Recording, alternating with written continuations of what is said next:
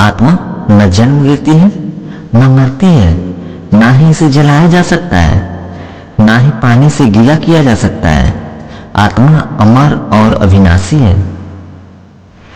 उन पर क्या गुस्सा करे जिनके पास निर्णय लेने का ज्ञान ही नहीं है। गुस्सा तो उन पर करना चाहिए जिनके पास ज्ञान होते हुए भी गलत निर्णय लेते हैं।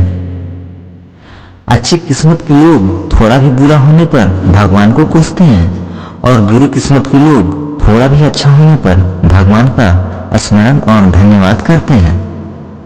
किसी अच्छे इंसान से कोई गलती हो जाए तो माफ कर दो, क्योंकि मोती अगर कचरे में गिर जाए तो कीमत वही रहती है। गुस्से में बोला गया एक भी शब्द इतना जहरीला होता है कि प्यार से बोले 1000 शब्दों को नष्ट कर देता है।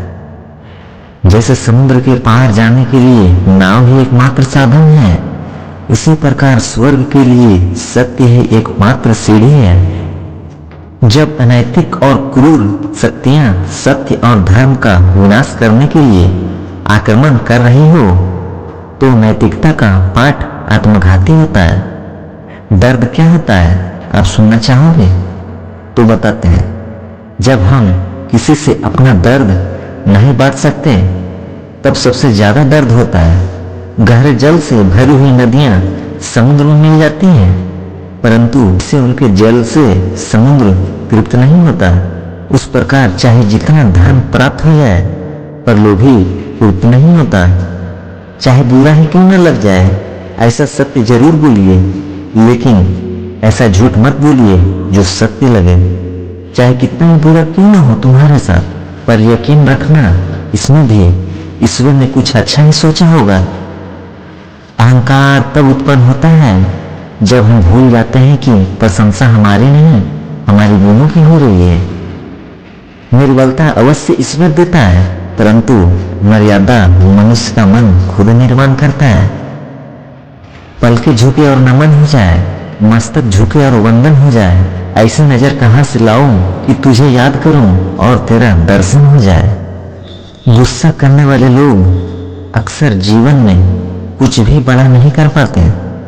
सच्ची मोहब्बत का अंजाम अगर निकाह होता तो रुक्मणी की जगह राधा का स्थान क्यों न होता। जहां दया है वहां धर्म है, जहां लोभ है वहां पाप है, जहां क्रोध है वहां नाश है, और जहां क्षमा है वहां मेरे भगवान का वास है।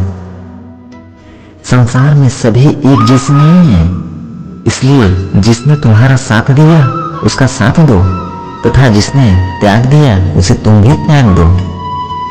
श्री कृष्ण कभी भी हमारा हाल नहीं पूछते, पर वो हमारी सब खबर रखते हैं। श्री कृष्ण अपने सच्चे भक्तों पे हर घड़ी नजर रखते हैं।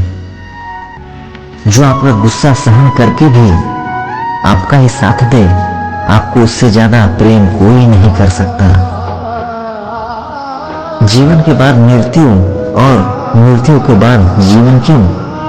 वैसे तो 84 लाख योनियों में जन्म लेना हमारे लिए कष्टदायक है, परंतु एक स्थिति में यह जन्म मरण का रोग हमारे लिए लाभदायक है, क्योंकि काल को मजबूरन हमें 84 लाख योनियों में से एक जन्म मनुष्य का देना पड़ता है, और इसी मनुष्य जीवन में ही हम पूर्ण संत की शरण में परमात्मा को पहचान कर जन्म मरण के रोग से मुक्त हो जाते हैं। आपके साथ में कितना भी छल क्यों न हुआ हो, परंतु परमात्मा का आशीर्वाद आपसे कोई छीन नहीं सकता। जीवन में परेशानियां चाहे जितनी हो, चिंता करने से और ज्यादा होती है, खामोश होने से बिल्कुल कम, सब्र करने से खत्म हो जाती है, तथा परमात्मा का शुक्र करने से खुशियां में बदल जाती है। जो महापुरुष मन की सब इच्छाओं को त्याग देता है और अपने आप ही में प्रसन्न रहता है, उसको निश्चल बुद्धि कहते हैं। घमंड ना करें अपने रूप और रुचियों का, क्योंकि मोर को अपने पंखों का बोझ उसे ओढ़ने नहीं देता। सुख और दुख अपने आप नहीं आते, ये आपके किए हुए कर्मों का फल है। जीवन में इतने व्यस्त हो जाओ कि पछतावा, दुख, नफरत, डर के लिए समय ही न बचे।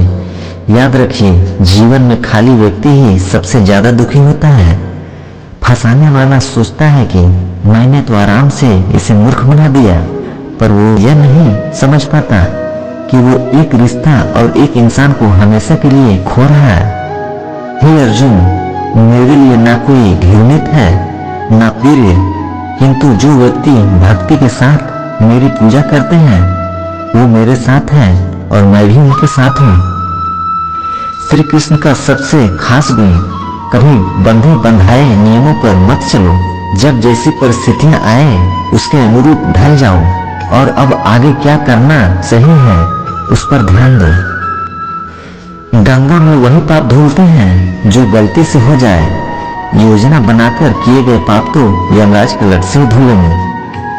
किसी का अपमान करना वह आपका स्वभाव बताता है कि आप कैसे हैं, पर किसी का सम्मान करना वह आपके संस्कार बताते हैं कि आप कैसे हैं।